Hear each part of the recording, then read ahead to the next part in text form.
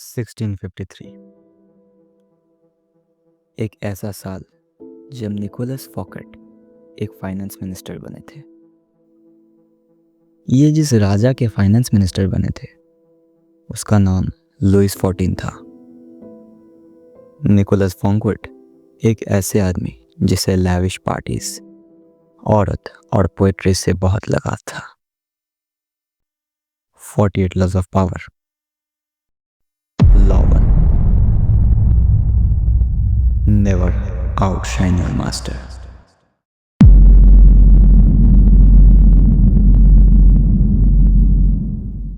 ये बात है 1661 की, जब किंग के प्राइम मिनिस्टर की अनएक्सपेक्टेड डेथ हो गई। फॉन्क्वेट को लगा कि अब तो प्राइम मिनिस्टर उसे ही बनाया जाएगा, लेकिन राजा ने पोजीशन ही एबॉलिश कर दी। मानो कह रहा हो कि राजा उसके काम से सहमत नहीं। फॉन्क्वेट ने सोचा कि राजा को खुश किया जाए। उसने राजा के लिए एक पार्टी रख दी। तब तक वॉक्सले विकॉम्ते का निर्माण भी हो गया था। वॉक्सले विकॉम्ते एक ऐसा पैलेस जो राजा के रहने के लिए बनाया गया था। फॉन्क्वेट ने पार्टी किंग को ट्रिब्यूट देने के लिए रखी। उस पार्टी में उस समय के सबसे ग्रेट माइंड जैसे ला फॉन्टेन, ला रोशे फॉकॉल्ट को इनवाइट किया गया था। पार्टी एक लॉन्ग कोर्स डिनर से शुरू होती है, जिसमें ऐसी डिशेस बनाई गई थी जो फ्रांस में पहली बार ट्राई की गई थी। डिनर के दौरान किंग के हॉनर में एक म्यूजिक भी प्ले किया गया था। डिनर के बाद जब सभी लोग वॉक्सले विकॉम्ते के जियोमेट्रिकल अलाइनमेंट को देखने गए तो सब ने वॉक्सले विकॉम्ते और इस पार्टी की बहुत तारीफ की, लेकिन किंग की नहीं की। जब सभी लोग वॉक्सले विकॉम्ते के फाउंटेन के पास पहुंचे तब एक ग्रैंड फायरवर्क डिस्प्ले किया गया, जिसके बाद मॉलिरी, जो उस समय के सबसे मशहूर राइटर था, उसने एक प्ले राजा के लिए लिखा था, जिसमें वो खुद भी परफॉर्मेंस देकर पार्टी एंड करता है। पार्टी एक खूबसूरत तरीके से एंड होती है,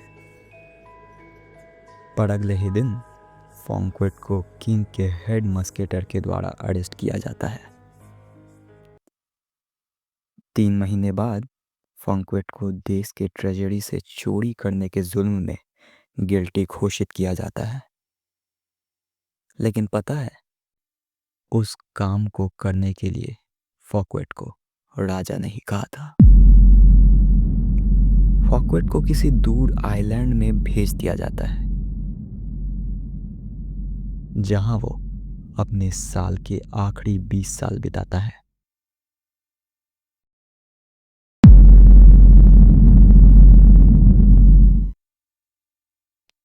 ये बात है एक Italian astronomer and mathematician Galileo Galilei की। गैलीलियो गैलीली, जिसके राजा की सभा में कुछ खास पोजीशन नहीं था, वो अपनी इन्वेंशन और डिस्कवरीज को बेचकर अपना काम चलाता था।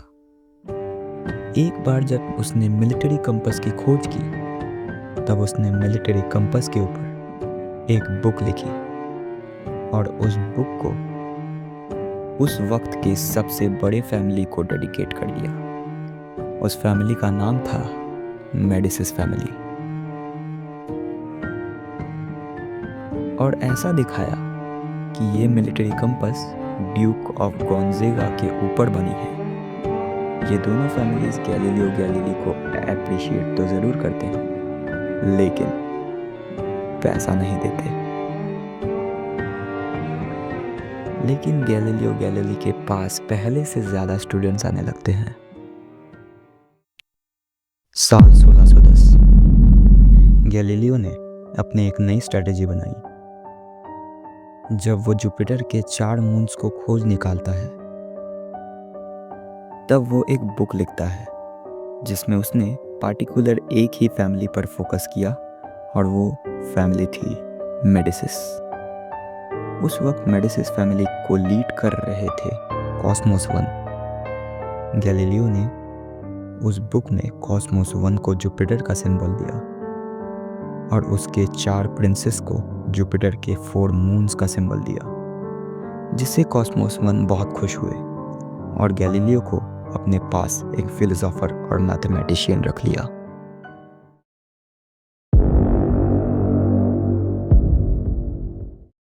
परिस्थिति दोनों एग्जाम्पल में सेम ही थी, पर दोनों में चतुराई का डिफरेंस था।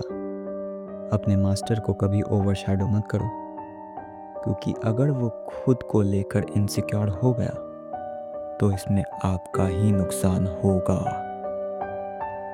अपने मास्टर को कभी ये समझने ही मत दो कि आप उससे ज़्यादा खूबी रखते हो।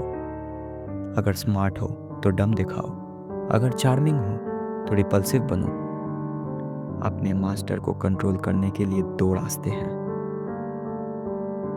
या तो खुद दम दिखो या मास्टर की बढ़ाई करो। अगर आपका मास्टर अंदर से खोखला है, अगर आपका मास्टर अंदर से टूटा हुआ है, तो उसे इतना बेइज्जत करो कि वो वापस कभी उस स्थिति में आ ही ना पाए। नैतिकता तब तक दिखाओ जब तक दूसरे नैतिकता से खेल रहे हो, तब नहीं जब नैतिकता आपसे खेल रही हो, और तब आप मास्टर बन जाओगे। तब तक के लिए stay silent, stay mysterious. Good bye.